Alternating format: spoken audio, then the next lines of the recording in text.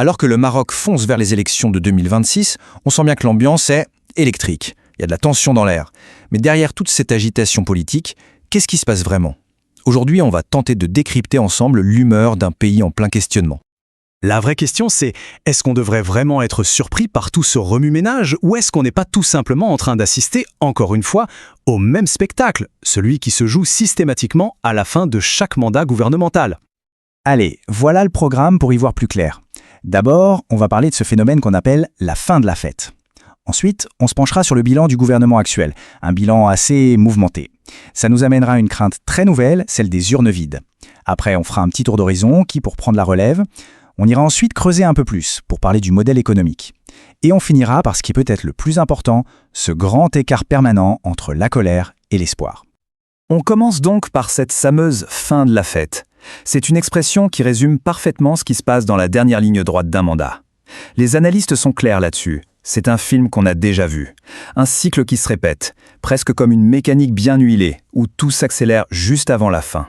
Et c'est fascinant de voir les étapes. Première étape, les alliances qui semblaient si solides, eh bien, elles volent en éclats. Ça commence à s'envoyer des pics. Deuxième étape, toutes les réformes qui fâchent, hop, on les met sous le tapis. Surtout, pas de vague avant les élections. Troisième étape, le festival des nominations de dernière minute, histoire de placer les copains. Et enfin, l'étape finale, l'argent. Des sommes folles qui sortent de nulle part pour les campagnes. Bref, c'est la fin de la fête, et tout le monde essaie de repartir avec un petit quelque chose. Bon, ça, c'est le schéma classique. Mais pour le gouvernement actuel, celui d'Aziz Akhannouch, qu'est-ce qu'on peut dire? Eh bien, le bilan est compliqué. L'analyse est même assez dure, on parle d'un vide politique et surtout d'une série de crises qui ont vraiment secoué le pays. Et quand on regarde la liste, c'est vrai qu'elle est longue. On a eu la grève historique des enseignants qui a mis en péril toute l'année scolaire, celle des étudiants en médecine qui a duré des mois et des mois, les manifs pour le concours des avocats et même des marches pour l'eau, un besoin fondamental. Et en toile de fond, il y a cette accusation qui revient sans cesse, les conflits d'intérêts, ce mélange des genres entre la politique et les affaires. Et puis il y a ce chiffre. Franchement, il donne le vertige. 50 milliards de dirhams par an. C'est difficile même de se l'imaginer. Ce n'est pas abstrait, c'est le coût direct de la corruption. C'est un poids énorme sur l'économie et au final, sur le quotidien de tout le monde. Un chiffre qui vient d'un rapport dont l'auteur a d'ailleurs payé le prix fort.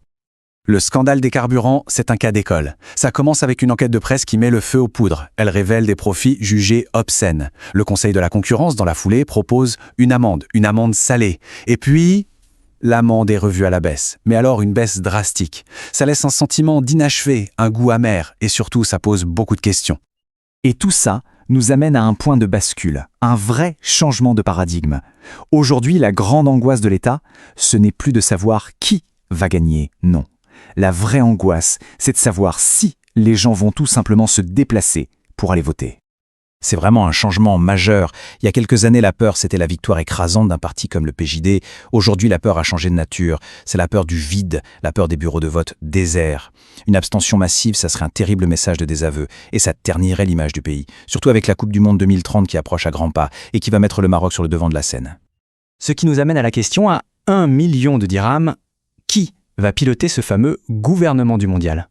On pourrait s'attendre à un grand casting, mais en réalité, quand on y regarde de plus près, on a l'impression que tous les favoris sont déjà hors jeu. Il faut comprendre qu'il y a une sorte de tradition politique, une règle non écrite mais qui se vérifie à chaque fois. Depuis 2002, aucun chef de gouvernement n'a enchaîné 2 mandats. C'est une constante. Du coup, imaginez Aziz Akhannouch rempilé, c'est très très improbable. Alors, qui reste en lice? Faisons le tour rapidement. Ben Kiranier, il a déjà été bloqué en 2016 et rien n'a vraiment changé. Lashgar, on dit qu'il n'était même pas envisageable en tant que ministre, alors Premier ministre. Mansouri, son parti est un peu usé par le pouvoir. Et Nizar Baraka, on lui reproche un manque de charisme. Le résultat, c'est qu'il n'y a pas de candidat évident. On a une sorte de vide. Ok, on a parlé des personnes, mais si le vrai problème n'était pas les personnes, mais le système? Si on regardait un peu plus en profondeur, du côté du modèle économique, c'est peut-être là que se cache la racine du mal. Le modèle économique marocain, depuis des années, est basé sur une théorie qu'on connaît bien, la théorie du ruissellement. En anglais, on dit trickle down. L'idée, en gros, c'est aidons les plus riches à devenir encore plus riches, et cette richesse finira bien par ruisseler vers le bas et profiter à tout le monde. Ça, c'est la théorie. Dans la pratique, ce qu'on observe, c'est un peu différent. Au lieu de ruisseler, on a l'impression que la richesse reste bloquée tout en haut. Conséquence, Les inégalités se creusent. On se retrouve avec ce que le roi Mohamed VI lui-même a appelé un Maroc à 2 vitesses. Et l'état social dans tout ça, toutes ces aides, ces programmes, eh bien, l'analyse qu'on étudie aujourd'hui est assez critique. Elle voit ça non pas comme un changement de modèle, mais plutôt comme un analgésique, un pansement sur une jambe de bois. Ça soulage la douleur, la pauvreté, les difficultés, mais ça ne guérit pas la maladie à sa source. Pour finir, il faut qu'on parle de l'essentiel, finalement, les gens, le peuple marocain. Comment est-ce qu'il vit tout ça? Quelle est la psychologie collective qui se joue en ce moment?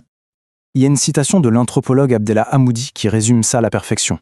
Il dit que le peuple marocain est tiraillé entre 2 sentiments. D'un côté, il y a la colère, une colère bien réelle, nourrie par les frustrations. Et de l'autre, il y a l'espoir qu'un jour, une solution viendra d'en haut pour tout arranger. Et c'est ça qui est clé. Cette fameuse patience marocaine, ce n'est pas de la peur ni de la résignation. C'est une patience qui est nourrie par l'espoir. Mais, et c'est un mais très important, les explosions de colère qu'on voit régulièrement sont là pour le rappeler. Cette patience n'est pas infinie. Loin de là. Et c'est sur cette question qu'on va se quitter. Tout l'enjeu des années à venir, c'est de savoir de quel côté la balance va pencher. Est-ce que les dirigeants vont réussir à nourrir cet espoir ou est-ce qu'ils vont continuer à attiser la colère? La réponse à cette question, eh bien, elle décidera de bien plus que du simple résultat des prochaines élections.